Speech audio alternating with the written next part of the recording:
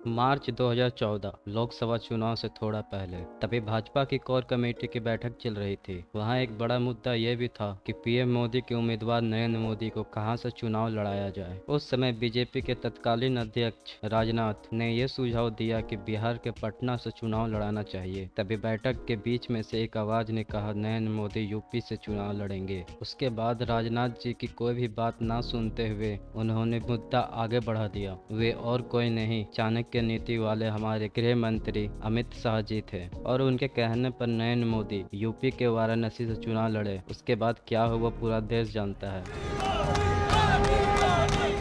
और वो अमित शाह ही थे जिन्होंने नरेंद्र मोदी को पीएम नरेंद्र मोदी बनाया, और इन्हीं के काल में बीजेपी ने जीत के सारे रिकॉर्ड तोड़ डाले। और वो अमित शाह ही जिन्होंने बीजेपी के मेंबर की संख्या 2 करोड़ से 11 करोड़ तक पहुंचा दिए।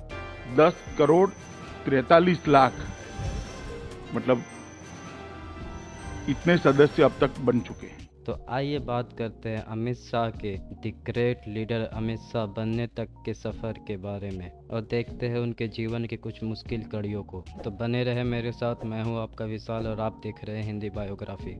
अमित शाह का पूरा नाम अमित अनिल चंद्र शाह है। अमित शाह का जन्म 22 अक्टूबर 1964 में मुंबई महाराष्ट्र में एक गुजराती जैन फैमिली में हुआ था। उनके पिता अनिल चंद्र शाह जो कि एक मनसा के बिजनेसमैन और पीवीसी पाइप कंपनी के मालिक थे। इनकी माता कुसुमबेन शाह जो एक होम मेकर थी। अमित शाह ने अपने स्कूल की पढ़ाई मेहसाना डिस्ट्रिक्ट गुजरात से की है। इसके बाद बायोकेमिस्ट्री की पढ़ाई के लिए अहमदाबाद चले गए, जहां सीयू शाह साइंस कॉलेज से उन्होंने बायोकेमिस्ट्री में बीएससी की डिग्री प्राप्त की। इसके बाद वे अपने पिता की कंपनी में काम करने लगे। इसके साथ साथ अहमदाबाद के कोऑपरेटिव बैंक्स के लिए स्टॉक ब्रोकर के रूप में भी काम करना शुरू किया। अब बात करते हैं इनके करियर पे।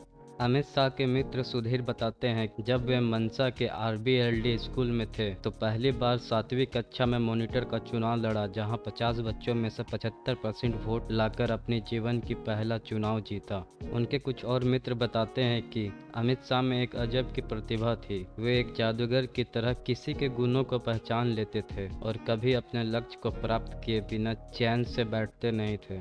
इसके बाद अमित शाह 16 साल की उम्र में अहमदाबाद आ गए, जहां उन्होंने आरएसएस ज्वाइन कर लिया और आरएसएस की एक इकाई एपीवीपी के साथ काम करना शुरू कर दिया। और बस 2 सालों में अमित शाह को एबीवीपी गुजरात इकाई का महासचिव बना दिया। फिर 1980 में अमित शाह का झुकाव अपनी भूमि व धर्म के लिए बढ़ने लगा। उस समय वे श्री स्वामी वामदेव जी से बहुत प्रभावित थे। श्री स्वामी वामदेव पश्चिम यूपी के रहने वाले 10 नामी परंपरा के संत थे। वामदेव उन 5 महंतों में से एक थे जिन्होंने अयोध्या राम मंदिर के लिए सबसे पहले मुहिम छेड़ी थी। अमित शाह ने इनसे ही हिंदुत्व की सारी ज्ञान ली थी, और इन्हीं के कहने पर अमित शाह साल 1986 में हरिद्वार में हुए कुंभ में हिस्सा लिया। उस कुंभ में वामदेव अमित शाह जी को हर दिन किसी न किसी महंत के पास भेजते और अमित शाह जी सभी के पास जाकर कुछ समय गुजारते थे। कुंभ में हुए अनुभवों ने अमित शाह को अंदर से बदल दिया और उन्हें पहली बार हिंदू धर्म की महानता का पता चला। नरेंद्र मोदी और अमित शाह की मुलाकात पहली बार साल 1980 में संघ के शाखा के दौरान हुई, लेकिन इन दोनों के बीच दोस्तानापन अपना शुरू हुआ साल 1987 से,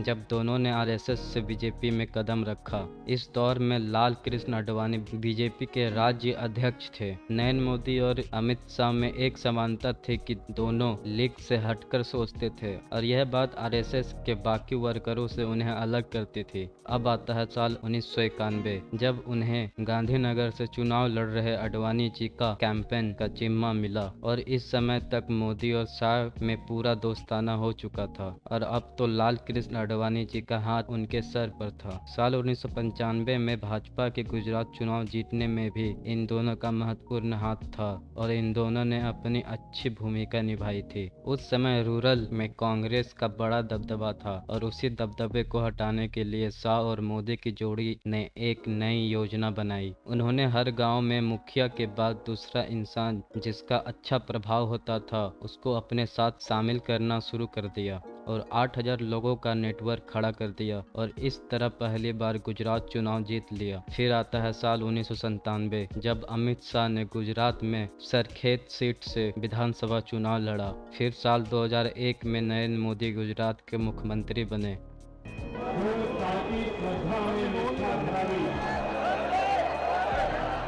इसके पीछे अमित शाह जी की बहुत मेहनत थी। फिर 2002 में अमित शाह की मेहनत रंग लाई और उन्हें गुजरात सरकार में होम मिनिस्टर, ट्रांसपोर्ट और लॉ मिनिस्टर बनाया गया। इसके बाद उन्होंने कभी पीछे मुड़कर नहीं देखा और भारतीय राजनीति में सफलता की सीढ़ी चढ़ते गए। 2006 में गुजरात चेस एसोसिएशन के अध्यक्ष बने। फिर साल 2009 में गुजरात क्रिकेट एसोसिएशन के उपाध्यक्ष के रूप में भी काम किए। यहाँ पर भी उन्होंने कई नियमों के साथ फेर बदलाव की। अब आता है साल 2010 जब सीबीआई ने उन्हें 2005 में हुए शेख सोहराबुद्दीन एनकाउंटर केस में अरेस्ट कर लिया और उन्हें 3 महीने जेल में रहना पड़ा। उन्हें जमानत इस शर्त पे मिली कि वे 2 साल तक गुजरात नहीं जा सकते, पर अमित शाह तो अमित शाह ठहरे।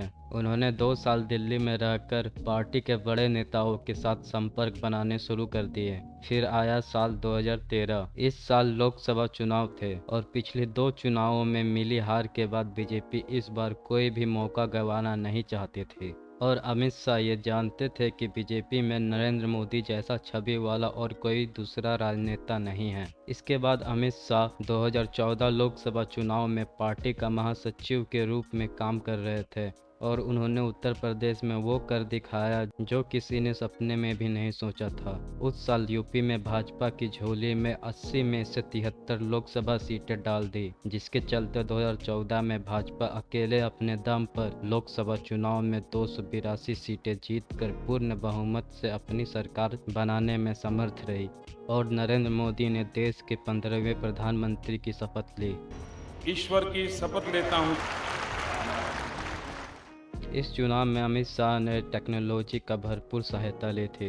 अमित शाह ने लखनऊ में एक आईटी सेल का गठन किया और इंटरनेट के माध्यम से वोटरों को पकड़ना शुरू किया। साथ ही साथ यहां से हर एक कार्यक्रम की जानकारी लोगों तक पहुंचाना शुरू किया और इस वॉर रूम से बीजेपी ने 20,000 नए कार्यकर्ता जोड़ लिए। 2014 में ही अमित शाह ने बैक से फ्रंट में खेलना शुरू किया। मात्र 49 साल की उम्र में वे बीजेपी के सबसे युवा अध्यक्ष बन के उभरे। अमित शाह हमेशा कड़े फैसले लिया करते थे और इनकी पहली मिसाल देखने को मिली साल 2014 हरियाणा और महाराष्ट्र के विधानसभा चुनाव में, जहां भाजपा ने क्षेत्रीय पार्टियां महाराष्ट्र में शिवसेना और हरियाणा में हरियाणा जन कांग्रेस से अलग होकर चुनाव लड़ने का फैसला करती है और इसके बावजूद दोनों राज्यों में बीजेपी की सरकार बन जाती है। इसके साथ साथ मोदी और शाह की जोड़ी कमाल करती गई। साल 2017 में यूपी विधानसभा चुनाव की कमान अमित शाह को सौंपी गई और इसके साथ ही हर कोई रिजल्ट जान गया कि कौन जीतने वाला है।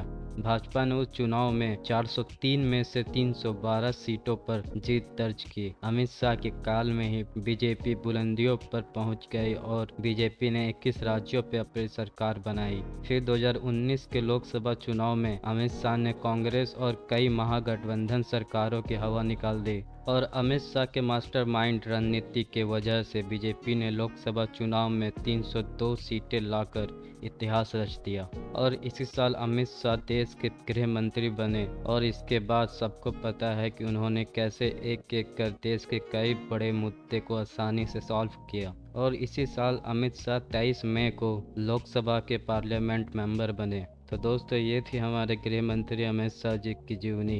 ये वीडियो अच्छा लगा हो तो एक लाइक और अपने दोस्तों तक जरूर साझा करें और हमारे चैनल हिंदी बायोग्राफी को सपोर्ट करने के लिए सब्सक्राइब जरूर करें। धन्यवाद।